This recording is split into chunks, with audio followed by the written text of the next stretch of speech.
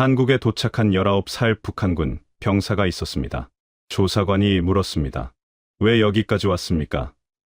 그 어린 군인은 떨리는 목소리로 대답했습니다. 저는 훈련 가는 줄 알았어요. 훈련이요? 하지만 그가 있었던 곳은 훈련장이 아니었습니다. 총알이 날아다니는 진짜 전쟁터였습니다. 북한은 왜 19살 어린 군인에게 훈련이라고 거짓말을 했을까요? 그 병사는 거기서 무엇을 받고 어떻게 살아남았을까요? 지금부터 그 이야기를 들려드리겠습니다. 이 영상이 도움이 되셨다면 구독과 좋아요 부탁드립니다. 여러분의 관심이 더 많은 탈북민들의 진실된 이야기를 전할 수 있는 힘이 됩니다. 그 모든 것은 이렇게 시작되었습니다. 저는 함경북도 청진시에서 태어났습니다. 청진이라고 하면 북한에서 큰 항구 도시예요. 제철소가 있고 배가 드나들고 사람들이 많은 곳이었습니다. 제가 어렸을 때만 해도 청진은 북한에서 잘 사는 도시였어요. 아버지는 인민군 간부셨습니다. 대좌 계급이었죠.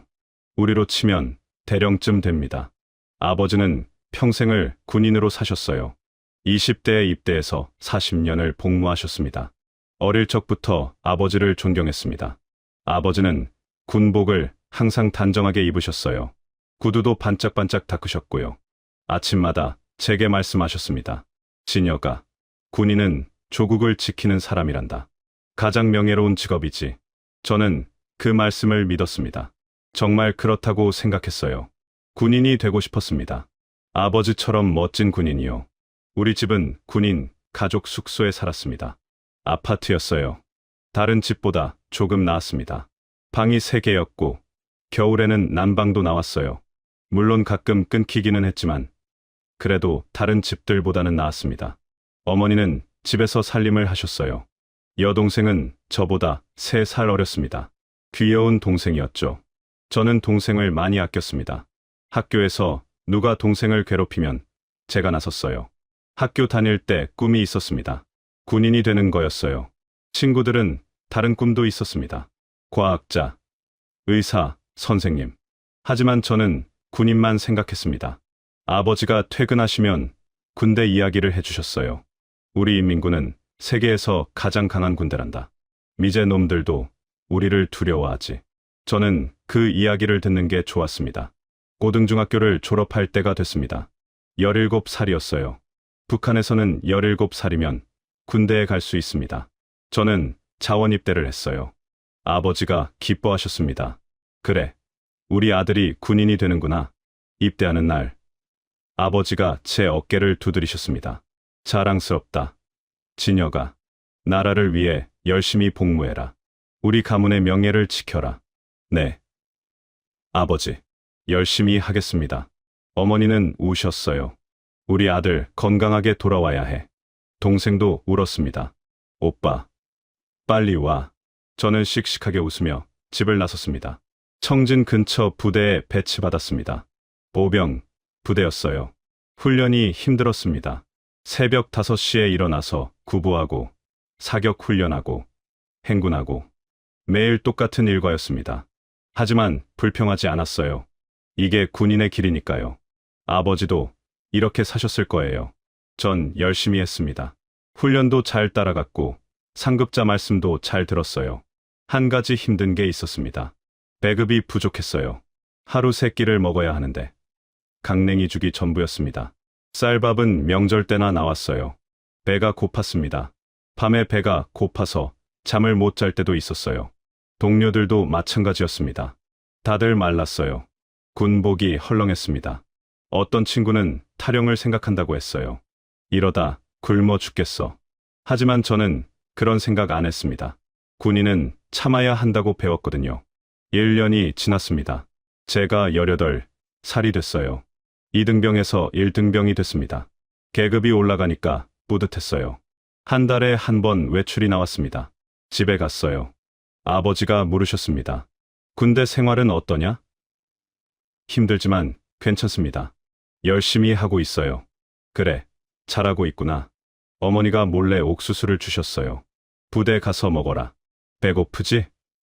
괜찮아요, 어머니. 부대에서 잘 먹어요. 거짓말이었습니다.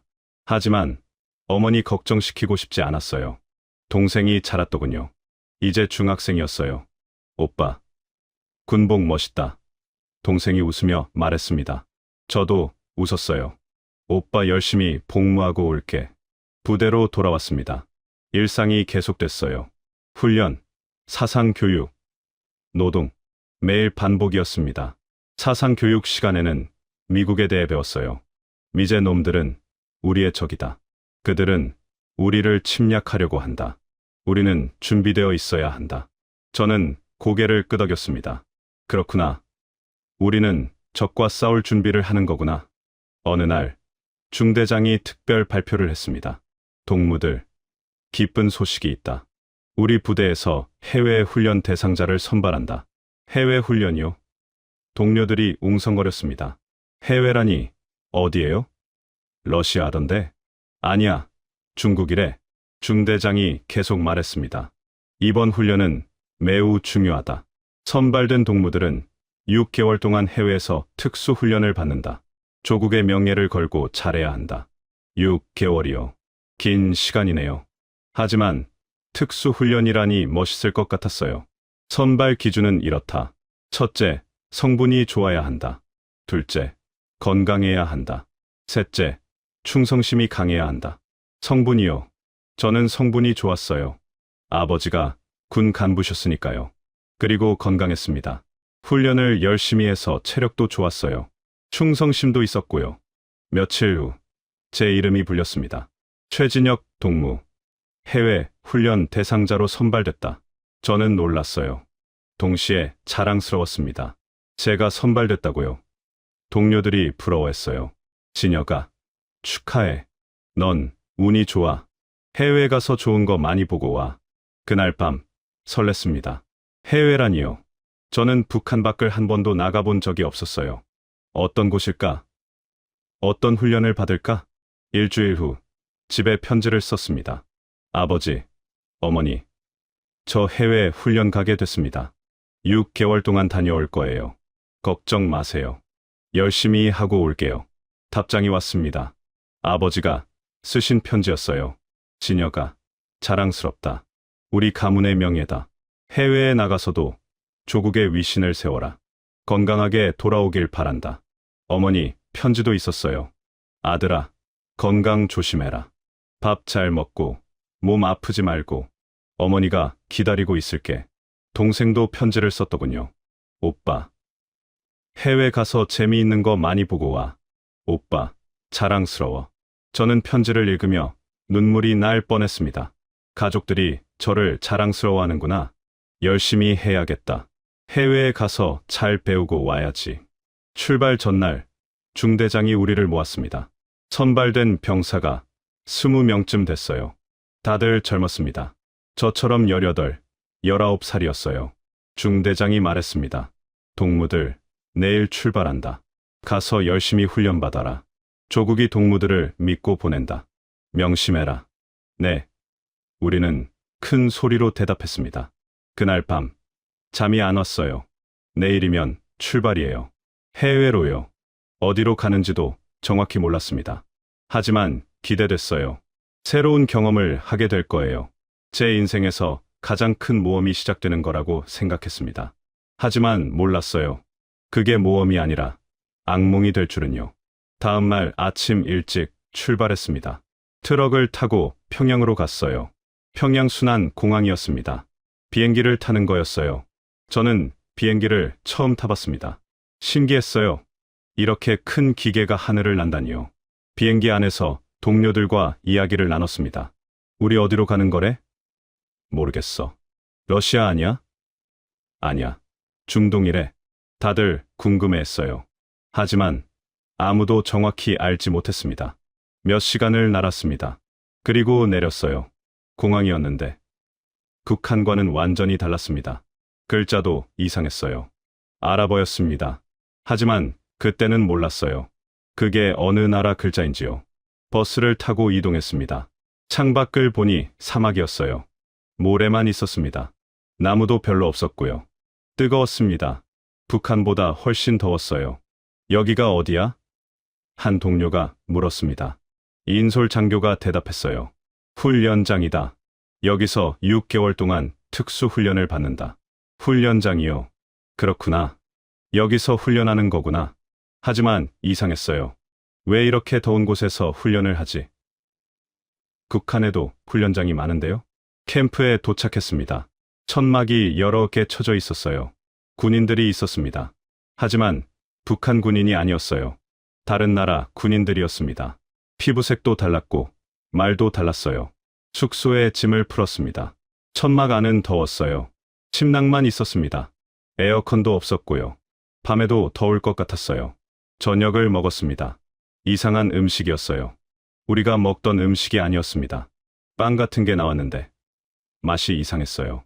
고기도 나왔지만 우리 음식과 달랐습니다. 다음 날부터 훈련이 시작됐습니다. 새벽에 일어나서 구보를 했어요.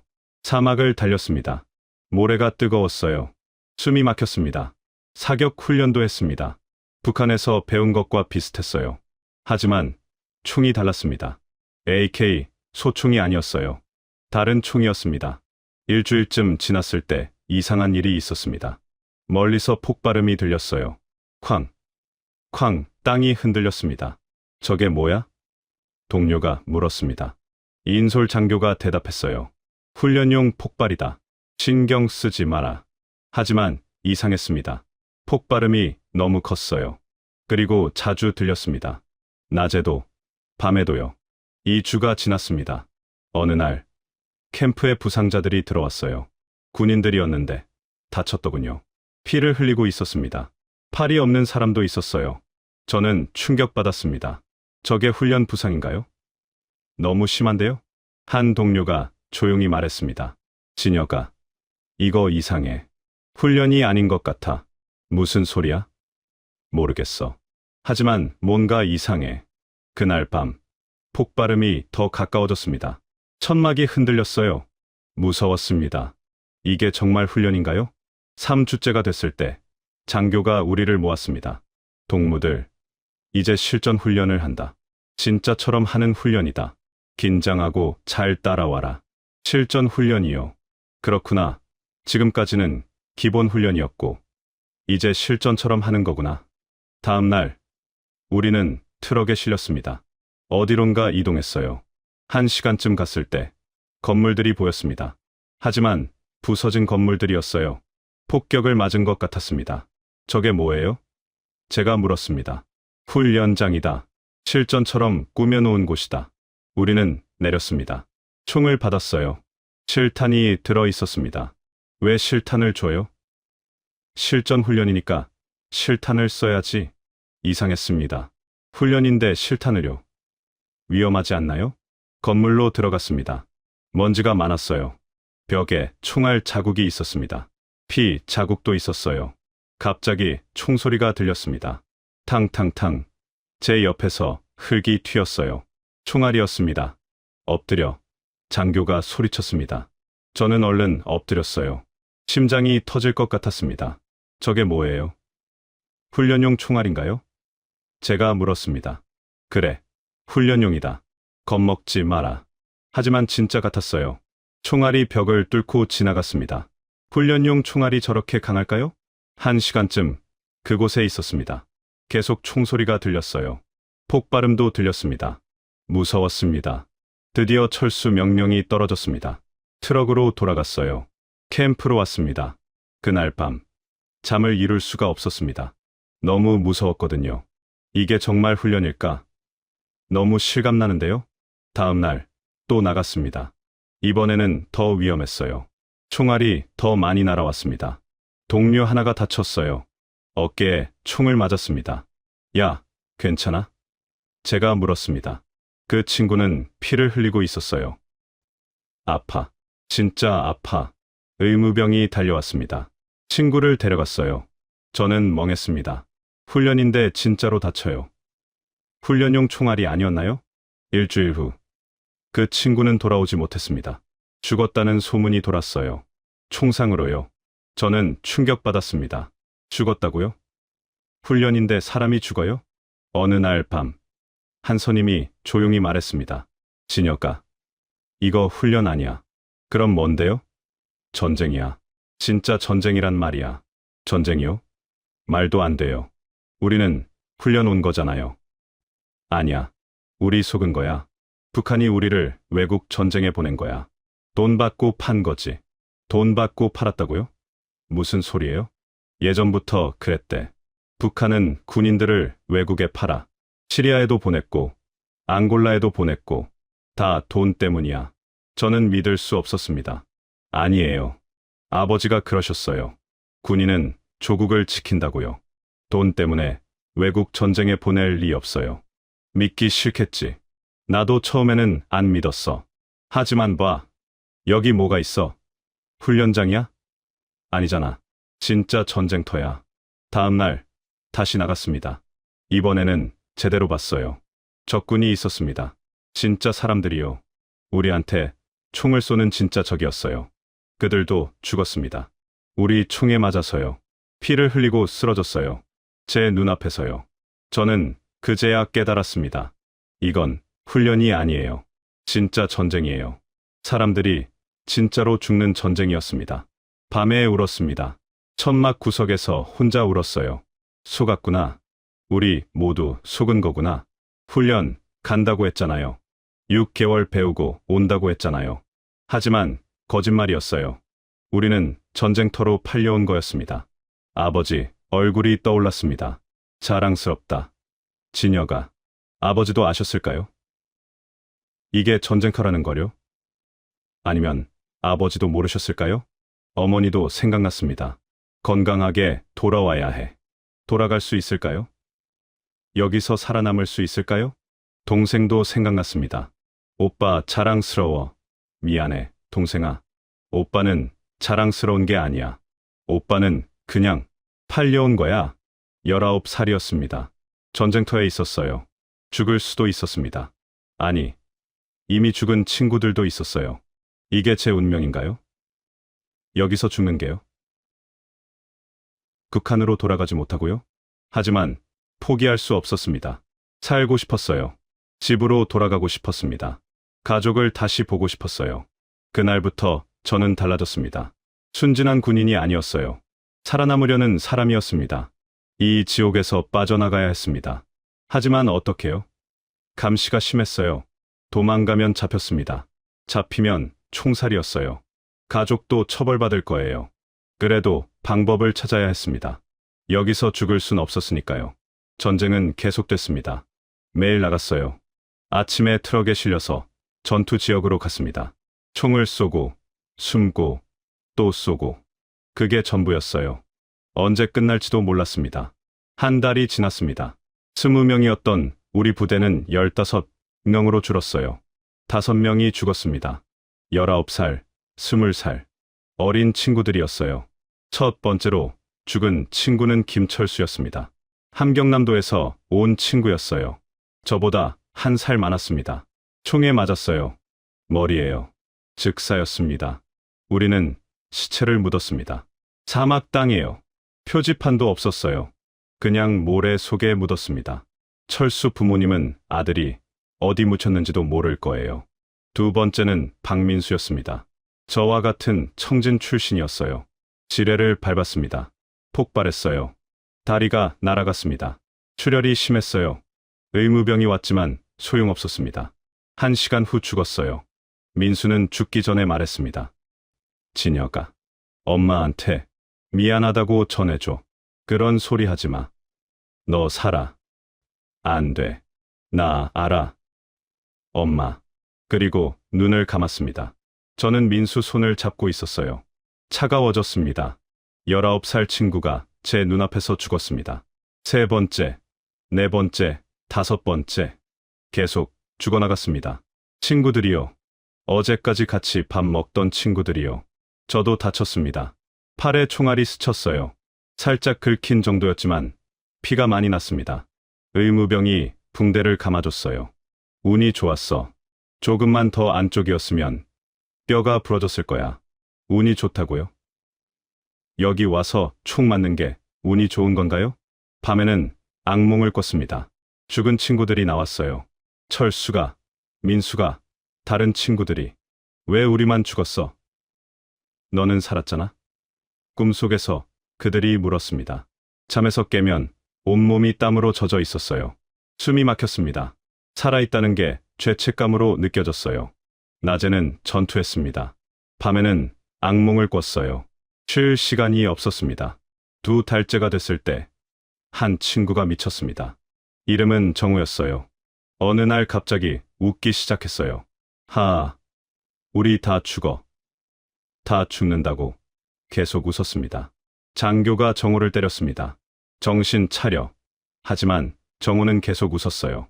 결국 묶였습니다. 천막에요. 다음날 정우는 스스로 목숨을 끊었습니다. 천막 기둥에 허리띠로요. 19살이었습니다. 우리는 더 이상 놀라지 않았어요. 죽음에 익숙해졌습니다. 친구가 죽어도 그냥 묻고 계속 살았어요. 감정이 무뎌졌습니다. 식사 시간에도 말이 없었어요. 그냥 먹었습니다. 빵과 물이요. 가끔 통조림도 나왔지만 맛없었어요. 하지만 먹어야 했습니다. 살려면요. 어느 날 새로운 북한 군인들이 왔습니다. 10명쯤 됐어요. 다들 어렸습니다. 18, 19살이었어요. 한 친구가 저한테 물었습니다. 선임님, 여기가 훈련장이에요? 저는 씁쓸하게 웃었어요. 응. 훈련장이야. 진짜 같은 훈련장이지. 언제까지 훈련해요? 모르겠어. 끝날 때까지. 그 친구는 환하게 웃었습니다. 열심히 하겠습니다. 순진했어요. 저도 2달 전에는 저랬었죠. 일주일 후, 그 친구는 죽었습니다. 첫 전투에서요. 총에 맞아서요. 훈련이 진짜인 줄 알고 나섰다가 죽었습니다. 저는 더 이상 울지 않았어요. 눈물도 안 나왔습니다. 그냥 무감각했어요. 3개월째가 됐습니다. 6개월이면 돌아간다고 했었죠. 절반이 지났어요. 하지만 돌아갈 기미가 안 보였습니다. 어느 날 장교에게 물었습니다. 언제 북한으로 돌아가요? 아직 훈련이 끝나지 않았다. 6개월이라고 하지 않았어요? 상황이 바뀌었다. 조금 더 있어야 한다. 조금 더요? 얼마나요? 그건 나도 모른다. 장교도 모른다고요? 그럼 누가 알아요? 뒤에서 선임이 조용히 말했습니다. 끝이 없어. 우리 여기서 죽을 때까지 싸워야 돼. 죽을 때까지요? 북한은 우리를 버렸어. 돈만 받고 보낸 거야. 우리가 살든 죽든 상관없어. 그 말이 가슴에 박혔습니다. 버렸다고요? 우리를요? 밤에 하늘을 봤습니다. 별이 보였어요. 북한에서 보던 별과 같은 별이었습니다. 하지만 의미가 달랐어요. 저기 별빛 아래 어딘가에 가족이 있겠죠. 저를 기다리고 있을 거예요. 아버지는 뭐라고 하실까요? 아들이 해외 훈련 중이다라고 자랑하실까요? 아니면 진실을 아실까요? 어머니는 매일 기도하실 거예요. 우리 아들 무사히 돌아오게 해주세요. 하지만 저는 돌아갈 수 없었어요. 여기 갇혀 있었으니까요. 동생은 편지를 기다릴 거예요. 오빠 언제 와? 하지만 편지도 못 썼습니다. 편지를 쓰면 검열당했어요. 진실을 쓸 수 없었습니다. 4개월째 탈영을 시도한 친구가 있었습니다. 김영수였어요. 밤에 몰래 빠져나갔습니다. 다음 날 잡혀왔어요. 북한 감시 요원들이 잡았습니다. 영수는 맞아서 피투성이었어요. 우리 앞에 끌려왔습니다. 장교가 말했습니다. 이것이 탈영의 결과다. 잘 봐라. 총성이 울렸습니다. 탕. 영수가 쓰러졌어요. 머리에서 피가 흘렀습니다. 죽었습니다. 우리는 시체를 보며 서 있었어요. 메시지는 명확했습니다. 도망가면 죽는다. 하지만 역효과였어요. 저는 그때 결심했습니다. 어차피 여기 있어도 죽어요. 전투에서 죽거나 탈영하다 죽거나 차라리 시도라도 해볼까요? 5개월째가 됐습니다. 북한으로 돌아갈 희망은 사라졌어요. 우리는 버려진 거였습니다. 어느 날 격렬한 전투가 있었습니다. 적군이 대규모로 공격했어요. 우리는 건물 안에 갇혔습니다. 폭발음이 계속됐습니다. 쾅, 쾅, 벽이 무너졌어요. 친구가 깔렸습니다. 비명, 소리가 들렸어요. 저는 한쪽 구석에 숨었습니다. 살려고요. 아무 생각도 안 났어요. 그냥 살고 싶었습니다. 전투가 끝났을 때 우리 부대는 5, 명만 남았어요. 15명이었는데 10명이 죽었습니다. 한 번의 전투에서요. 저는 살아남았습니다. 어떻게 살았는지 모르겠어요. 운이었습니다. 그날 밤 결심했습니다. 도망가야겠다고요. 여기 있으면 죽어요. 언젠가는요. 차라리 도망가다 죽는 게 나아요. 하지만 어떡해요? 감시가 있었어요. 북한 요원들이 우리를 지켜봤습니다. 기회를 기다렸습니다. 언젠가 기회가 올 거예요. 그때 도망가는 거예요. 일주일 후 기회가 왔습니다. 또 큰 전투가 있었어요. 혼란스러웠습니다. 폭발음, 총소리, 비명, 모든 게 뒤섞였어요. 저는 건물 뒤로 숨었습니다. 그리고 뛰었어요. 반대 방향으로요. 전투에서 멀어지는 방향으로요. 아무도 제게 신경 쓰지 않았어요. 다들 싸우느라 바빴으니까요. 저는 계속 뛰었습니다. 사막을 가로질렀어요. 숨이 찼지만 멈추지 않았습니다. 뒤에서 총소리가 들렸어요. 하지만 저를 향한 게 아니었습니다. 전투 소리였어요. 1시간쯤 뛰었습니다. 더 이상 총소리가 들리지 않았어요. 멀리 왔습니다. 주저앉았습니다. 숨을 헐떡였어요. 심장이 터질 것 같았습니다. 살았어요. 도망쳤어요. 하지만 이제 어떡하죠? 여기는 사막 한가운데였습니다. 물도 없었어요. 음식도 없었습니다. 어디로 가야 할지도 몰랐어요. 하지만 한 가지는 확실했습니다. 저는 자유로웠어요. 더 이상 전쟁터에 있지 않았습니다. 해가 지고 있었습니다. 사막에 어둠이 내렸어요. 추웠습니다. 낮에는 뜨겁던 사막이 밤에는 추워졌어요. 저는 걸었습니다. 어디론가요? 살기 위해서요. 19살 북한 군인이 사막을 걷고 있었습니다. 집으로 돌아가기 위해서요. 사막을 걸었습니다. 밤새도록요. 별을 보며 방향을 잡았어요. 북극성을 찾았습니다. 아버지가 가르쳐 주셨던 거예요. 진여가 길을 잃으면 북극성을 봐라. 그게 북쪽이다. 하지만 지금은 북쪽으로 가면 안 됐어요. 북한으로 가는 길이니까요. 남쪽으로 갔습니다. 반대 방향으로요. 전투가 있었던 곳에서 멀어지는 방향이었어요. 모래가 신발 속으로 들어왔습니다. 발이 아팠어요. 목도 말랐습니다. 물이 없었거든요. 혀가 바짝 말랐어요. 해가 떴습니다. 뜨거웠어요. 사막은 낮이 되니 지옥 같았습니다. 모래에서 열기가 올라왔어요. 숨쉬기도 힘들었습니다. 그늘을 찾았습니다. 바위 하나가 있었어요. 그 아래 숨었습니다. 잠깐 쉬었어요. 물이 필요했습니다. 이대로 가다가는 탈수로 죽을 것 같았어요. 하지만 물이 어디 있죠? 사막에요. 오후쯤 됐을 때 멀리 건물이 보였습니다. 마을 같았어요. 가까이 가봤습니다. 작은 마을이었습니다. 집이 몇 채 있었어요. 사람들이 살고 있었습니다. 현지 주민들이었어요. 조심스럽게 접근했습니다. 혹시 적군이 있을까 봐 겁났어요.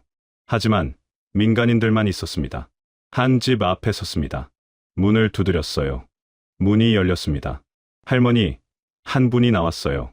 저는 손으로 물을 마시는 신용을 했습니다. 말이 안 통했거든요. 할머니는 저를 쳐다봤어요. 군복을 보더니 놀란 표정이었습니다. 하지만 물을 줬습니다. 컵에 물을 담아줬어요. 저는 벌컥벌컥 마셨습니다. 살았어요. 정말 목숨을 건진 기분이었습니다. 할머니가 뭐라고 말했습니다. 알아보였어요. 못 알아들었습니다. 하지만 몸짓으로 들어오라는 것 같았어요. 집 안으로 들어갔습니다. 할머니가 빵을 줬어요. 먹었습니다. 엄청 배고팠거든요. 할아버지도 계셨어요. 할아버지는 저를 보더니 고개를 끄덕였습니다. 뭐라고 말했는데 못 알아들었어요. 그날 저녁 할아버지 손자가 왔습니다. 20살쯤 되는 청년이었어요. 영어를 조금 할 수 있었습니다. 어디서 왔어요? 청년이 물었습니다. 저는 어떻게 대답해야 할지 몰랐어요. 진실을 말해야 할까요? 저는 북한에서 왔어요. 북한. 코리아? 네. 북한이에요. 북쪽 코리아요. 청년이 놀랐습니다. 왜 여기 있어요? 저는 전쟁에 보내졌어요. 하지만 도망쳤어요. 청년이 할아버지에게 뭐라고 말했습니다. 할아버지가 고개를 끄덕였어요. 우리 할아버지가 말해요. 당신 숨어 있어도 돼요. 우리가 도와줄게요. 눈물이 났습니다. 고마웠어요. 낯선 나라에서 모르는 사람들이 저를 도와주다니요. 감사합니다. 정말 감사합니다. 그날 밤, 그 집에서 잤습니다. 5개월 만에 편하게 잤어요. 천막이 아니라 집에서요. 총소리도 안 들렸어요. 다음 날, 청년이 말했습니다. 여기 오래 있으면 안 돼요. 군인들이 찾을 거예요. 어떻게 해야 하죠? 도시로 가야 해요. 거기 UN 사무소 있어요. 거기 가면 도와줄 거예요. UN이요? 그게 뭐죠? 국제기구예요. 난민 도와주는 곳이에요. 난민이요. 저는 난민이 된 건가요? 어떻게 가요? 제가 차로 데려다 줄게요. 하지만 위험해요. 검문소 많아요. 위험해도 가야 했습니다. 여기 계속 있을 순 없었으니까요. 이틀 후, 청년이 차를 준비했습니다. 낡은 트럭이었어요. 뒤에 타요. 짐 사이에 숨어요. 짐칸에 올랐습니다. 상자 사이에 숨었어요. 좁았지만 참았습니다. 차가 출발했습니다. 덜컹거리며 달렸어요. 1시간쯤 갔을 때 차가 멈췄습니다. 목소리가 들렸습니다. 검문소였어요. 군인들이 검사하고 있었습니다. 심장이 쿵쾅거렸습니다. 들키면 어떡하죠? 잡히면요? 상자가 움직였습니다. 군인이 짐을 확인하고 있었어요. 저는 숨도 못 쉬고 있었습니다. 청년이 뭐라고 말했습니다. 아랍어로요. 군인이 웃었어요. 그리고 차를 보내줬습니다. 차가 다시 출발했습니다. 살았어요. 검문소를 통과했습니다. 2시간을 더 달렸습니다. 차가 멈췄어요. 다 왔어요. 내려요. 청년이 말했습니다. 밖으로 나왔습니다. 도시였어요. 건물이 많았고 사람들이 많았습니다. 저기 보여요. 저 건물이 UN 사무소예요. 거기 가세요. 정말 감사합니다. 어떻게 보답하죠? 괜찮아요. 우리도 전쟁 때 도움 받았어요. 이제 우리가 도울 차례죠. 청년이 돈을 좀 줬습니다. 이거 가지고 가요. 필요할 거예요. 이렇게 해주시면 빨리 가세요. 행운을 빌어요. 청년이 차를 돌려 떠났습니다. 저는 그 뒷모습을 한참 봤어요. 세상에는 좋은 사람들이 있구나. UN 사무소로 갔습니다. 큰 건물이었어요. 경비가 있었습니다. 저는 도움이 필요해요. 영어로 말했습니다. 학교에서 배운 영어였어요. 경비가 안으로 들어가라고 했습니다. 들어갔어요. 직원이 있었습니다. 젊은 여자였어요. 무슨 일이세요? 저는 북한에서 왔어요. 도와주세요. 직원이 놀랐습니다. 북한이요? 어떻게 여기까지 왔어요? 전쟁에 보내졌어요. 하지만 도망쳤어요. 직원이 다른 사람을 불렀습니다. 나이 든 남자가 왔어요. 책임자 같았습니다. 이야기를 들려주세요. 천천히요. 저는 모든 것을 말했습니다. 북한에서 온 것, 훈련이라고 속은 것, 실제로는 전쟁터였던 것, 친구들이 죽은 것, 도망친 것. 책임자가 심각한 얼굴로 들었습니다. 알겠습니다. 우리가 도와드리겠습니다. 진짜요? 네. 당신은 난민입니다. 우리가 보호할 의무가 있어요. 난민이요. 저는 난민이 됐어요. 북한 군인에서 난민으로요. 어디로 가고 싶으세요? 한국이요. 남쪽 한국이요. 대한민국이요? 네. 알겠습니다. 절차를 진행하겠습니다. 시간이 좀 걸릴 거예요. 얼마나요? 몇 달, 아니면 더 걸릴 수도 있어요. 하지만 걱정 마세요. 여기서 안전하게 기다리실 수 있어요. 몇 달이요. 길지만 참을 수 있었어요. 전쟁터에 있는 것보다 나았으니까요. 임시 숙소로 갔습니다. 작은 방이었어요. 침대가 있었고 화장실도 있었습니다. 깨끗했어요. 침대에 누웠습니다.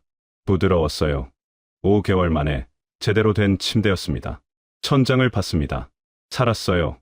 도망쳤고 살아남았어요. 하지만 동시에 두려웠습니다. 북한에 남은 가족은 어떻게 되죠? 제가 도망친 걸 알면 처벌받을 거예요.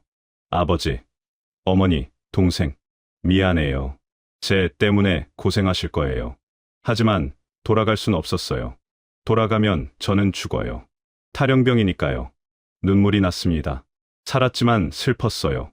자유롭지만 외로웠습니다. 밤이 깊었습니다. 창밖을 봤어요. 도시의 불빛이 보였습니다. 평화로워 보였어요. 저는 이제 어떻게 되는 걸까요? 한국에 갈 수 있을까요? 거기서 새로 시작할 수 있을까요? 모르겠습니다. 하지만 한 가지는 확실했어요. 저는 더 이상 총을 들지 않아도 된다는 것. 더 이상 사람을 죽이지 않아도 된다는 것.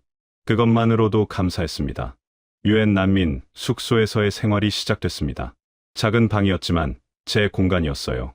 전쟁터에서 천막 생활하던 것과는 천지 차이였습니다. 여기는 안전했어요.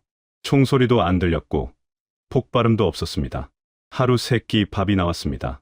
식당에 가면 음식이 있었어요.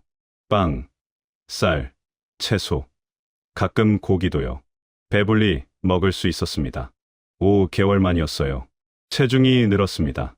전쟁터에서 10kg 빠졌었는데 조금씩 회복됐어요. 거울을 보니 제 얼굴이 돌아왔더군요. 뼈만 남았던 얼굴이 살이 붙었습니다. 숙소에는 다른 난민들도 있었습니다. 시리아, 예멘, 아프가니스탄, 여러 나라에서 온 사람들이었어요. 다들 전쟁을 피해 온 사람들이었습니다. 한 시리아 청년과 친해졌습니다. 이름은 아흐메드였어요. 25살이었습니다. 영어를 조금 할 수 있었어요. 너는 어디서 왔어? 아흐메드가 물었습니다. 북한이요. 북한. 김정은 나라?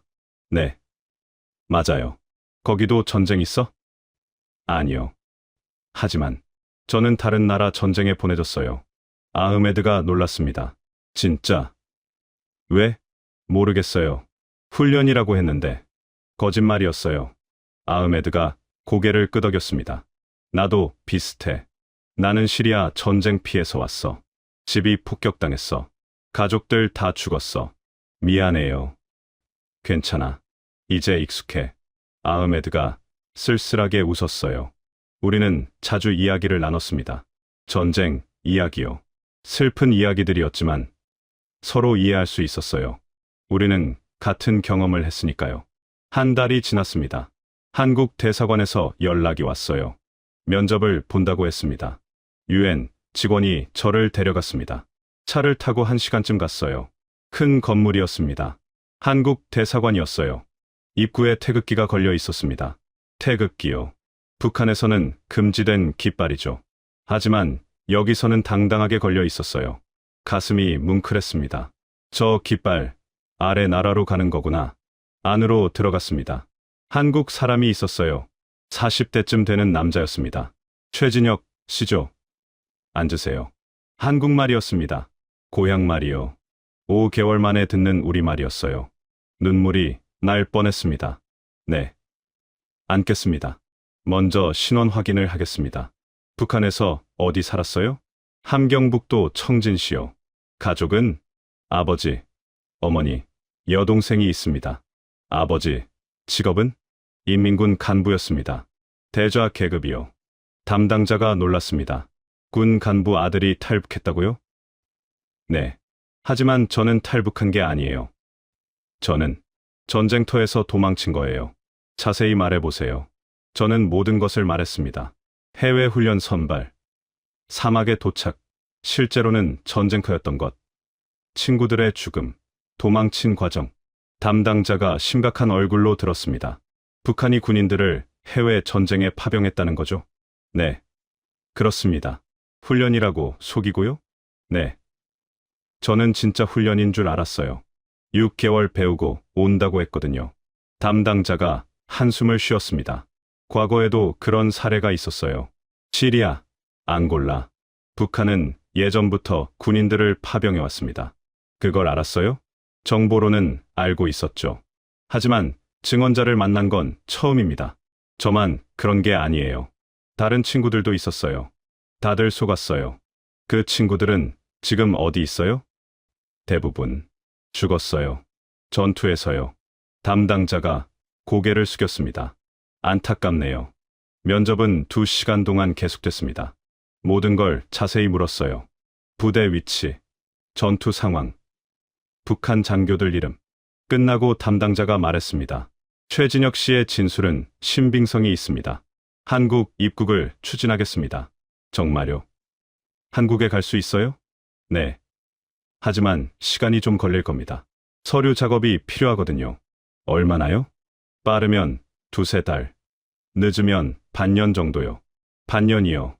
길지만 참을 수 있었어요. 이미 5개월을 전쟁터에서 버텼는걸요. 숙소로 돌아왔습니다. 아흐메드가 물었습니다. 어땠어? 한국 갈 수 있대요. 좋겠다. 나도 어디든 가고 싶어. 너는 어디로 가? 캐나다 신청했어. 하지만 1년 넘게 기다리는 중이야. 1년이요. 난민 생활이 그렇게 긴가 봐요. 2달이 지났습니다. 어느 날 유엔 직원이 저를 불렀어요. 최진혁 씨, 좋은 소식이 있습니다. 한국행 비행기표가 나왔어요. 진짜요? 네. 다음 주 월요일에 출발합니다. 다음 주요. 일주일 후면 한국에 간다고요? 감사합니다. 정말 감사합니다. 일주일 동안 준비했습니다. 짐이랄 것도 없었어요. 옷 몇 벌이 전부였으니까요. 아흐메드에게 작별 인사를 했습니다. 나 간다. 축하해. 잘 살아. 너도 곧 갈 수 있을 거야. 그랬으면 좋겠어. 아흐메드가 웃었어요.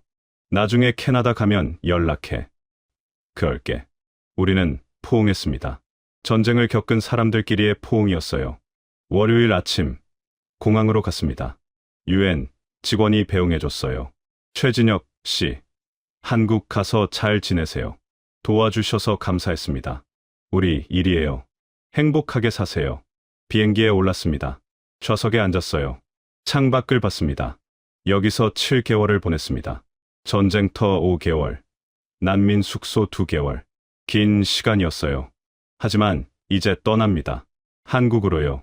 비행기가 이륙했습니다. 사막이 작아졌어요. 점점 멀어졌습니다. 안녕. 사막. 안녕. 전쟁.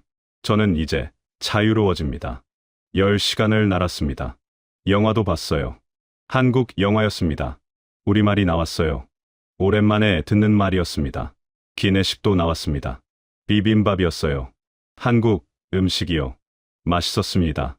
고향 맛 같았어요. 승무원이 한국말로 안내했습니다. 곧 인천국제공항에 도착합니다. 인천이요. 대한민국이요. 창밖을 봤습니다. 땅이 보였어요. 산과 바다가 보였습니다. 한반도였어요. 가슴이 두근거렸습니다. 드디어 왔어요. 같은 민족이 사는 나라예요. 비행기가 착륙했습니다. 바퀴가 땅에 닿았어요. 저는 눈을 감았습니다. 감사했어요. 살아서 여기까지 왔다는 게요. 비행기 문이 열렸습니다. 복도를 걸어 나갔어요. 입국장으로 갔습니다. 한국 정부 직원이 기다리고 있었습니다. 최진혁 씨죠. 환영합니다. 환영한다고요. 저를요? 대한민국에 오신 걸 환영합니다. 그 말에 눈물이 났습니다. 참았던 감정이 터져 나왔어요. 19살 소년이 울고 있었습니다. 지원이 어깨를 두드려줬습니다. 많이 힘드셨죠? 이제 괜찮아요. 여기는 안전해요. 안전하다는 말, 7개월 만에 듣는 말이었습니다. 공항 밖으로 나왔습니다. 한국의 공기를 마셨어요. 차가웠습니다. 2월이었거든요. 하지만 좋았어요. 자유의 공기였으니까요. 버스에 올랐습니다. 하나원으로 가는 버스였어요. 창밖으로 한국의 풍경이 지나갔습니다. 고층 빌딩, 깨끗한 도로, 많은 차들. 북한과는 완전히 달랐어요. 그리고 생각했습니다. 여기서 새로 시작하는 거구나. 전쟁에서 살아남은 19살 청년이 새로운 인생을 시작하는 거구나. 하지만 동시에 슬펐습니다. 북한에 남은 가족 때문이었어요. 아버지, 어머니, 동생, 제 때문에 고생하실 거예요. 미안해요. 하지만 저는 살고 싶었어요. 그게 잘못인가요? 하나원에 도착했습니다. 큰 건물이었어요. 깨끗했습니다. 직원들이 친절하게 맞아줬어요. 어서 오세요. 여기서 석 달 동안 한국 생활을 배우게 됩니다. 방으로 안내받았습니다. 이 인실이었어요. 룸메이트가 있었습니다. 25살 형이었어요. 이름은 김철호였습니다. 새로 왔구나. 나는 철호야. 안녕하세요. 저는 진혁이에요. 어디서 왔어? 청진이요. 오, 나도 함경도야. 무산에서 왔어. 같은 함경도 출신이라 반가웠어요. 철호 형은 1년 전에 탈북했다고 했습니다. 두만강을 건넜다고요. 너는 어떻게 왔어? 저는 말했습니다. 전쟁터 이야기를요. 철호 형이 놀랐어요. 진짜 해외 전쟁에 보냈다고? 네. 훈련이라고 속였어요. 와, 북한이 그렇게까지 하는구나. 철호 형이 화가 났어요. 그 개자식들. 어린 애들을 전쟁터로 보내다니. 저는 아무 말도 못했습니다. 그저 고개만 끄덕였어요. 다음 날부터 교육이 시작됐습니다. 한국말, 한국 문화, 한국 법률. 배울 게 많았어요. 한국말 수업이 재미있었습니다. 같은 말인데 표현이 달랐거든요. 여러분, 동무라는 말은 한국에서 안 써요. 친구라고 하세요. 수령님이 아니라 대통령이라고 해요. 그리고 존칭을 안 붙여도 돼요. 존칭을 안 붙여도 된다고요. 북한에서는 상상도 못할 일이었습니다. 컴퓨터 수업도 있었습니다. 인터넷을 배웠어요. 검색을 하는 법을요. 북한 해외 파병을 검색했습니다. 기사들이 많이 나왔어요. 북한, 시리아 내전의 군 파병, 용병, 활동, 의혹, 북한군 앙골라 파병, 수천 명, 전사 추정, 북한, 외화벌이 위에 군인들 해외 파견. 제가 겪은 게 처음이 아니었어요. 예전부터 있었던 일이었습니다. 북한은 계속 군인들을 팔아왔던 거예요. 가슴이 아팠습니다.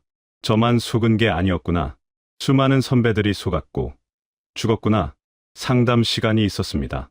심리 상담사가 있었어요. 일주일에 한 번 만났습니다. 진혁 씨, 요즘 어때요? 괜찮아요. 밤에 잠은 잘 자요? 가끔 악몽을 꿔요. 어떤 악몽이에요? 전쟁터 꿈이요.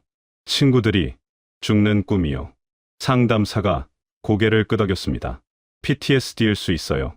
외상 후 스트레스 장애요. 전쟁을 겪은 사람들이 흔히 겪어요. 치료할 수 있어요? 네. 시간이 걸리지만 나아질 수 있어요. 천천히 이야기 나누면서 치유할 거예요. 상담은 도움이 됐습니다. 쌓였던 이야기를 할 수 있었거든요. 전쟁터에서는 말할 수 없었던 것들을요. 한 달이 지났습니다. 하나원 생활에 익숙해졌어요. 어느 날 특별 수업이 있었습니다. 탈북민 선배가 와서 강연을 했어요. 30대 남자였습니다. 저는 5년 전에 왔습니다. 처음에는 힘들었어요. 한국말도 어색하고 문화도 달라서요. 하지만 이제는 잘 적응했어요. 회사도 다니고 결혼도 했습니다. 결혼이요. 한국에서 가정을 꾸렸다고요. 여러분도 할 수 있어요. 처음엔 힘들겠지만 포기하지 마세요. 한국은 기회의 나라예요. 노력하면 뭐든 할 수 있어요. 그 말이 희망적으로 들렸습니다. 저도 할 수 있을까요? 한국에서 잘 살 수 있을까요? 2달째가 됐습니다. 취업 준비 수업이 있었어요. 여러분, 하나원 나가면 일자리를 찾아야 해요. 이력서 쓰는 법을 배울 거예요. 이력서를 썼습니다. 하지만 쓸 게 별로 없었어요. 학력은 고등중학교 졸업, 경력은 인민군 2년. 인민군 경력은 어떻게 써요? 그냥 군 복무라고 쓰면 돼요. 자세히 쓸 필요 없어요. 군 복무라고요. 하지만 제 군 복무는 특별했어요. 전쟁터에 갔었으니까요. 진혁 씨는 특별한 경험이 있어요. 그걸 잘 활용하면 좋겠어요. 어떻게요? 예를 들어 인권단체나 언론에서 관심 가질 수 있어요. 북한 파병 문제를 증언할 수 있잖아요. 증언이요. 제 이야기를 세상에 알리는 거요? 하지만 그러면 북한에 있는 가족이 위험하지 않을까요? 그럴 수 있어요. 그래서 신중하게 결정해야 해요. 이름을 가명으로 쓰고 얼굴을 가릴 수도 있고요. 고민됐습니다. 세상에 알려야 할까요? 아니면 조용히 살아야 할까요? 3달째가 됐습니다. 졸업이 다가왔어요. 마지막 주에 면담이 있었습니다. 담당 선생님이 물었습니다. 진혁 씨, 앞으로 뭐 하고 싶어요? 모르겠어요. 아직 생각 안 해봤어요. 공부하고 싶어요? 아니면 일하고 싶어요? 공부요. 고등학교도 제대로 못 다녔는데 대학은 무리 아닐까요? 검정고시 치면 돼요. 그리고 대학도 갈 수 있어요. 탈북민 특별 전형이 있거든요. 대학이요. 북한에서는 꿈도 못 꿨던 일이에요. 생각해 볼게요. 진혁 씨는 아직 어려요. 20살이잖아요. 공부할 시간 충분해요. 20살이요. 맞아요. 저는 이제 20살이 됐어요. 19에 전쟁을 겪고 20에 새로운 나라에 왔습니다.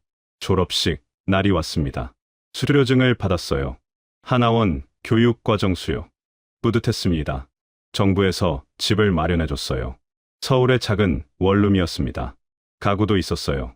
침대, 책상, 냉장고, TV. 처음 집에 들어갈 때 놀랐습니다. 이게 다 제 거예요. 혼자 쓰는 공간이요? 창밖을 봤습니다. 서울이 보였어요. 큰 도시였습니다. 건물이 많고 불빛이 많았어요. 여기서 새로 시작하는 거구나. 전쟁에서 살아남은 청년이 새 인생을 시작하는 거구나. 냉장고를 열었습니다. 비어 있었어요. 당연했죠. 장을 봐야 했습니다. 편의점에 갔습니다. 집 근처에 있었어요. 24시간 편의점이었습니다. 신기했어요. 물건이 가득했습니다. 라면, 우유, 빵, 과자, 온갖 게 다 있었어요. 라면을 샀습니다. 우유도 샀고요. 계산할 때 카드를 냈습니다. 정부에서 준 카드였어요. 생활비가 들어 있었습니다. 감사합니다. 직원이 웃으며 말했어요. 집으로 돌아왔습니다. 라면을 끓였어요. 맛있었습니다. 1년 만에 먹는 라면이었거든요. TV를 켰습니다. 뉴스가 나왔어요. 한국 뉴스였습니다. 북한이 최근 러시아에 군사 지원을 하고 있다는 의혹이 제기됐습니다. 북한 뉴스였어요. 귀를 기울였습니다. 전문가들은 북한이 무기뿐 아니라 군인까지 파견할 가능성을 우려하고 있습니다. 군인 파견이요. 아직도 하고 있구나. 제가 겪었던 일을 아직도 하고 있어요. 가슴이 답답했습니다. 지금도 어린 군인들이 속아서 전쟁터로 가고 있을 거예요. 훈련이라고 믿으면서요. 그들에게 말해주고 싶었어요. 그건 훈련이 아니라고요. 전쟁터라고요. 죽을 수도 있다고요. 그날 밤 결심했습니다. 제 이야기를 세상에 알리기로요. 가족이 위험할 수도 있지만 더 많은 군인들을 구할 수 있다면 해야 했어요. 다음 날 하나원에 전화했습니다. 저 언론 인터뷰하고 싶어요. 제 이야기를 세상에 알리고 싶어요. 담당 선생님이 말했습니다. 신중하게 생각했어요? 네. 많이 생각했어요. 제가 겪은 일을 알려야 해요. 다른 군인들을 위해서요. 알겠어요. 인권단체에 연결해 줄게요. 일주일 후 인터뷰를 했습니다. 인권단체 사람들이었어요. 제 이야기를 듣고 싶다고 했습니다. 모든 것을 말했습니다. 처음부터 끝까지요. 훈련이라고 속인 것. 실제로는 전쟁터였던 것. 친구들의 죽음. 도망친 과정. 그들은 충격받았어요. 이런 일이 최근까지 일어났다는 거죠? 네. 작년까지요. 그리고 아마 지금도 일어나고 있을 거예요. 이 이야기를 세상에 알려야 해요. 국제사회가 알아야 합니다. 그렇게 제 이야기가 세상에 나가기 시작했습니다. 제 이야기가 뉴스에 나왔습니다. 물론 얼굴은 가렸어요. 목소리도 변조했습니다. 이름도 가명을 썼고요. 가족 보호를 위해서였습니다. 뉴스 앵커가 말했습니다. 북한이 19살 어린 군인을 해외 전쟁터에 보냈다는 충격적인 증언이 나왔습니다. 그것도 훈련이라고 속여서요. 제 목소리가 나왔습니다. 변조된 목소리였지만 제 말이었어요. 저는 훈련 가는 줄 알았어요. 6개월 배우고 온다고 했거든요. 하지만 도착한 곳은 전쟁터였어요. 친구들이 죽어나갔어요. TV를 보는데 울컥했습니다. 제 이야기가 세상에 나가고 있었어요. 댓글들이 달렸습니다. 인터넷, 뉴스예요. 너무 충격적이다. 어린 애를 전쟁터로 보내다니. 북한 정권은 정말 악마다. 자기 국민을 뭘로 보는 거야? 이 청년이 용기 있게 증언해줘서 고맙다. 고맙다는 말에 위로가 됐습니다. 제가 한 일이 의미 있구나. 하지만 악플도 있었어요. 거짓말 아니야? 증거가 있어? 탈북자들 돈 받으려고 거짓말하는 거 아니야? 그런 댓글을 보면 가슴이 아팠습니다. 제가 거짓말쟁이라고요? 친구들이 죽은 게 거짓말이라고요? 하지만 이해했습니다. 사람들이 믿기 힘든 이야기니까요. 저도 처음엔 안 믿었으니까요. 일주일 후 국제인권단체에서 연락이 왔습니다. 유엔에서 제 증언을 듣고 싶다고 했어요. 유엔이요? 네. 북한 인권조사위원회에서 관심을 보였어요. 가서 증언해 주실 수 있어요? 어디로 가요? 제네바요. 스위스에 있어요. 스위스요. 외국이잖아요. 제가 외국에 간다고요? 비용은 걱정 마세요. 항공료랑 숙박비 다 지원해드려요. 알겠습니다. 가겠습니다. 한 달 후 비행기를 탔습니다. 제네바로요. 생전 처음 가는 유럽이었습니다. 제네바는 아름다웠어요. 깨끗한 도시였습니다. 호수가 있었고 산이 보였어요. 유엔 건물로 갔습니다. 엄청 컸어요. 각국 대표들이 모이는 곳이었습니다. 회의실에 들어갔습니다. 많은 사람들이 있었어요. 서양 사람들이었습니다. 통역사도 있었어요. 의장이 말했습니다. 증인을 소개합니다. 북한에서 온 최진혁 씨입니다. 가명이고요. 신분 보호를 위해 얼굴은 공개하지 않습니다. 저는 앞으로 나갔습니다. 마이크 앞에 섰어요. 손이 떨렸습니다. 천천히 말씀하세요. 통역이 되니까요. 저는 심호흡을 했습니다. 그리고 말하기 시작했어요. 저는 함경북도 청진에서 태어났습니다. 아버지는 군인이었고 저도 군인이 되고 싶었습니다. 17살에 입대했어요. 1시간 동안 말했습니다. 처음부터 끝까지요. 해외 훈련 선발, 사막 도착, 전쟁터였던 진실, 친구들의 죽음, 도망. 회의실은 조용했습니다. 다들 심각한 얼굴로 들었어요. 질문이 쏟아졌습니다. 정확히 어느 나라 전쟁이었습니까? 중동이었어요. 정확히는 말하기 어렵지만 시리아 근처였던 것 같아요. 몇 명이나 파병됐습니까? 제가 있던 부대는 20명이었어요. 하지만 다른 부대도 있었어요. 전체로는 수백 명일 수도 있어요. 북한 정부가 돈을 받았다는 증거가 있습니까? 직접 본 건 아니에요. 하지만 선임들이 그렇게 말했어요. 북한이 우리를 팔았다고요. 가족들은 어떻게 됐습니까? 그 질문에 말이 막혔습니다. 모르겠어요. 연락할 수 없어요. 아마 처벌받았을 거예요. 제가 도망쳤으니까요. 회의가 끝나고 의장이 말했습니다. 용기 있는 증언 감사합니다. 이 내용은 유엔 북한 인권 보고서에 포함될 것입니다. 그럼 북한이 처벌받나요? 국제사회가 압박할 수 있어요. 제재도 강화될 수 있고요. 하지만 쉽지 않을 겁니다. 쉽지 않다고요. 그럼 제 증언이 무슨 소용인가요? 의장이 제 어깨를 두드렸습니다. 하지만 중요해요. 진실을 아는 게 당신 덕분에 세상이 알게 됐어요. 한국으로 돌아왔습니다. 뉴스에 또 나왔어요. 북한 군인 파병 증언, 유엔에서 공식 채택, 국제사회 충격, 댓글들이 달렸습니다. 유엔까지 간 거 보면 진짜구나. 이 청년 대단하다. 위험을 무릅쓰고 증언했네. 북한 정권 정말 나쁘다.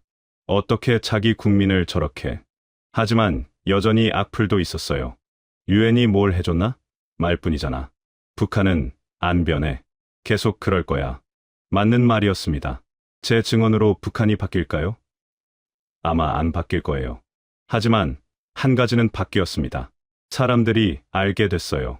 북한이 어린 군인들을 전쟁터로 보낸다는 것을요. 며칠 후 편지가 왔습니다. 한국에 있는 다른 탈북민이 보낸 거였어요. 진혁 씨, 뉴스 봤어요. 제 동생도 해외 훈련 간다고 했었어요. 1년 전에요. 아직 소식이 없어요. 혹시 제 동생도 전쟁터에 있는 걸까요? 가슴이 먹먹했습니다. 그 동생도 속았을 수 있어요. 지금 어딘가 전쟁터에서 싸우고 있을지도요. 답장을 썼습니다. 모르겠어요. 하지만 가능성은 있어요. 해외 훈련이라고 하면 의심해봐야 해요. 그 편지 이후로 비슷한 연락이 계속 왔습니다. 가족이 해외 훈련 갔다는 사람들이요. 저는 그들에게 제가 아는 걸 말해줬어요. 어떻게 속이는지, 어떤 식으로 파병하는지. 어느 날, 한 어머니가 찾아왔습니다. 50대쯤 되는 분이었어요. 제 아들이 작년에 해외 훈련 간다고 했어요. 19살이에요. 진혁 씨랑 같은 나이죠. 어디로 갔는지 아세요? 몰라요. 그냥 해외래요. 6개월이면 돌아온다고 했는데 벌써 1년이 지났어요. 어머니가 울었습니다. 제 아들도 전쟁터에 있는 걸까요? 죽은 걸까요? 저는 아무 말도 못했습니다. 위로할 말이 없었어요. 진혁 씨는 어떻게 살아왔어요? 운이 좋았어요. 도망칠 기회가 있었고요. 제 아들도 살아 돌아올까요? 모르겠어요. 하지만 희망을 가지세요. 어머니가 돌아간 후 한참 멍하니 앉아 있었습니다. 제가 무슨 말을 한 거죠? 희망을 가지라고요? 무슨 희망이요? 그날 밤 또 악몽을 꿨습니다. 전쟁터 꿈이었어요. 하지만 이번에는 그 어머니 아들이 나왔어요. 19살 소년이 총에 맞아 쓰러지는 꿈이었습니다. 잠에서 깼습니다. 땀범벅이었어요. 숨이 막혔습니다. 창밖을 봤습니다. 서울의 불빛이 보였어요. 평화로워 보였습니다. 하지만 저 멀리 어딘가에서는 아직도 전쟁이 계속되고 있었어요. 북한 군인들이 싸우고 있었습니다. 훈련 일하고 속아서요. 제가 할 수 있는 게 뭘까요? 증언하는 것밖에 없나요? 다음 날 결심했습니다. 공부하기로요. 대학에 가기로요. 검정고시를 신청했습니다. 3달 동안 열심히 공부했어요. 시험을 봤습니다. 합격했습니다. 고등학교 졸업 학력을 인정받았어요. 대학에 지원했습니다. 탈북민 특별전형이었어요. 사회학과에 지원했습니다. 북한 문제를 공부하고 싶었거든요. 면접을 봤습니다. 교수님이 물었어요. 왜 사회학을 공부하고 싶어요? 북한을 연구하고 싶어요. 왜 그런 일들이 일어나는지 이해하고 싶어요. 그래야 바꿀 수 있을 것 같아요. 개인적인 경험이 있나요? 저는 조심스럽게 말했습니다. 제가 뉴스에 나온 그 군인이에요. 해외 전쟁터에 보내진. 교수님이 놀랐습니다. 진짜요? 네. 가명으로 나왔지만 저예요. 대단하네요. 그런 경험을 하고도 공부하겠다고 하다니. 경험만으로는 부족해요. 제대로 알아야 해요. 왜 그런 일이 일어나는지, 어떻게 막을 수 있는지요. 좋은 마음가짐이에요. 우리 학과에 오세요. 합격했습니다. 저는 대학생이 됐어요. 21살에요. 입학식 날 캠퍼스를 걸었습니다. 벚꽃이 피어 있었어요. 아름다웠습니다. 2년 전 저는 전쟁터에 있었어요. 죽을 뻔했었죠. 하지만 지금은 대학생이에요. 공부하고 있어요. 기적 같았습니다. 제 인생이 이렇게 바뀔 줄 누가 알았겠어요? 하지만 잊지 않았습니다. 아직도 전쟁터에 있을 친구들을요. 북한에 남은 가족을요. 언젠가 그들도 자유로워질 거예요. 저처럼요. 그날을 위해 저는 공부할 거예요. 그리고 계속 증언할 거예요. 진실이 세상에 알려질 때까지요. 지금 저는 대학교 3학년입니다. 사회학을 공부하고 있어요. 북한 사회, 인권 문제, 국제 관계, 배울수록 이해가 깊어집니다. 왜 그런 일들이 일어나는지요. 수업 시간에 발표할 때가 있었습니다. 주제는 북한의 군사 외교였어요. 북한은 오래전부터 군인들을 해외에 파병해 왔습니다. 1970년대에는 이집트와 시리아에, 80년대에는 앙골라와 짐바브웨에, 그리고 최근까지도 계속되고 있습니다. 교수님이 물었습니다.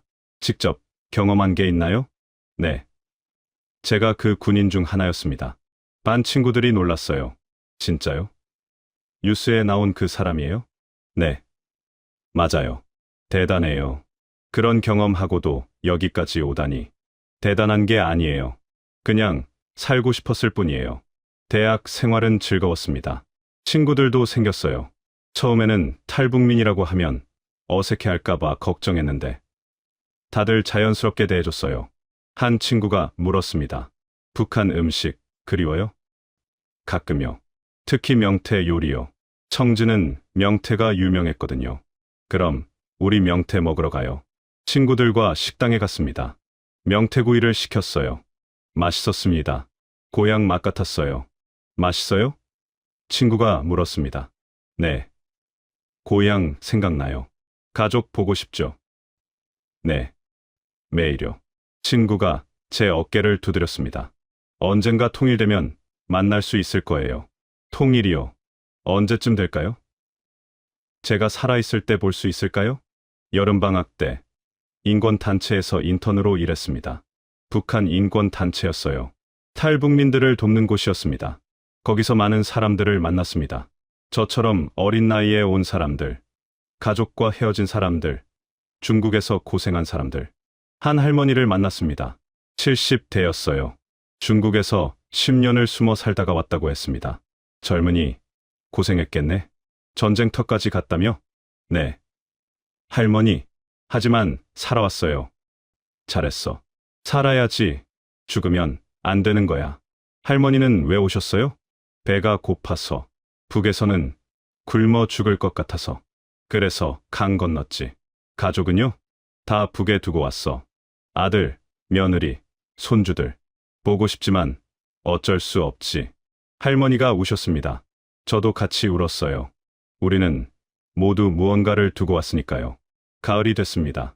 학교에서 북한 인권 주간 행사가 있었어요. 저한테 강연을 해달라고 했습니다. 제 이야기를 하는 건가요? 네. 학생들이 들어야 해요. 북한의 현실을요. 강연날 강당이 가득 찼습니다. 100명쯤 되는 학생들이 있었어요. 마이크 앞에 섰습니다. 떨렸지만 시작했어요. 안녕하세요. 저는 최진혁이라고 합니다. 북한 함경북도 청진에서 왔어요. 오늘 제 이야기를 하려고 합니다. 조용해졌습니다. 다들 집중했어요. 저는 17살에 군인이 됐어요. 아버지가 군인이었고 저도 군인이 되고 싶었거든요. 조국을 지키고 싶었어요. 18살 때 해외 훈련에 선발됐어요. 자랑스러웠죠. 하지만 그건 훈련이 아니었어요. 학생들이 숨을 죽였습니다. 도착한 곳은 전쟁터였어요. 진짜 전쟁이었죠. 친구들이 죽어나갔어요. 19, 20, 어린 나이에요. 누군가 흐느끼는 소리가 들렸습니다. 저는 도망쳤어요. 살고 싶었거든요. 사막을 건너고 난민이 되고 결국 한국에 왔습니다. 지금 이 순간에도 북한에서는 어린 군인들이 훈련이라는 말에 속아서 전쟁터로 보내지고 있을 거예요. 그들은 몰라요. 그게 거짓말인 줄요. 저는 여러분께 부탁드리고 싶어요. 관심을 가져주세요. 북한 주민들에게요. 그들도 우리와 같은 사람이에요. 같은 민족이고 같은 핏줄이에요. 언젠가 통일이 되면 우리는 다시 만날 거예요. 그때 그들에게 말해주고 싶어요. 우리가 기다렸어요. 잊지 않았어요라고요. 강연이 끝나고 박수가 터졌습니다. 많은 학생들이 다가왔어요. 감동적이었어요. 용기 내줘서 고마워요. 저도 뭔가 도울 수 있을까요? 통일을 위해 우리가 할 수 있는 게 뭐예요? 저는 대답했습니다. 관심을 가지는 거예요. 알아가는 거죠. 그리고 언젠가 기회가 오면 손을 내미는 거예요. 겨울이 됐습니다. 크리스마스가 다가왔어요. 한국에서의 세 번째 크리스마스였습니다. 교회에 갔습니다. 탈북민 친구들과 함께요. 목사님이 설교하셨어요. 우리는 자유를 누리고 있습니다. 하지만 북한의 형제자매들은 아직 고통받고 있어요. 그들을 위해 기도합시다. 다 같이 기도했습니다. 저도 기도했어요. 하나님, 북한에 있는 제 가족을 지켜주세요. 아버지, 어머니, 동생, 그리고 아직도 전쟁터에 있을 친구들도요. 언젠가 우리가 다시 만날 수 있게 해주세요. 눈물이 났습니다. 3년이 지났는데도 가족이 그리웠어요. 크리스마스 밤, 집으로 돌아왔습니다. 창밖을 봤어요. 눈이 내리고 있었습니다. 서울의 밤은 밝았어요. 불빛이 가득했습니다. 따뜻해 보였어요. 하지만 저 북쪽 어딘가에는 어둠뿐일 거예요. 북한은 밤이 되면 암흑이 되니까요. 그 어둠 속에서 누군가 저를 생각하고 있을까요? 아버지는 어떻게 지내실까요? 어머니는요? 동생은 이제 얼마나 컸을까요? 그들에게 편지를 쓸 수 있다면 뭐라고 쓸까요? 아버지, 저는 잘 지내고 있어요. 대학생이 됐어요. 공부하고 있어요. 죄송해요. 도망쳐서요. 하지만 살고 싶었어요. 어머니, 저 잘 먹고 있어요. 걱정 마세요. 건강해요. 악몽은 아직 꾸지만 점점 나아지고 있어요. 어머니도 건강하세요. 동생아, 오빠 자랑스러워. 오빠는 너를 자랑스럽게 만들고 싶어. 열심히 살고 있어. 언젠가 다시 만나자. 하지만 편지를 보낼 수 없었어요. 보내면 그들이 위험해지니까요. 그래서 저는 다른 방법으로 말하기로 했습니다. 이렇게 세상의 이야기를 하는 거예요. 여러분, 저는 말하고 싶습니다. 북한 정권은 어린 군인들을 속여서 전쟁터로 보냅니다. 훈련이라고 거짓말하면서요. 그들은 돈을 받고 자기 국민을 팝니다. 이건 범죄예요. 인권 유린이에요. 세상이 알아야 합니다. 그리고 북한 군인들에게 말하고 싶어요. 만약 이 이야기를 듣게 된다면요. 해외 훈련이라고 하면 조심하세요. 그건 훈련이 아닐 수 있어요. 전쟁터일 수 있어요. 만약 전쟁터에 있다면 살아남으세요. 어떻게든 살아남으세요. 그리고 기회가 오면 도망치세요. 부끄러운 일이 아니에요. 살기 위한 거예요.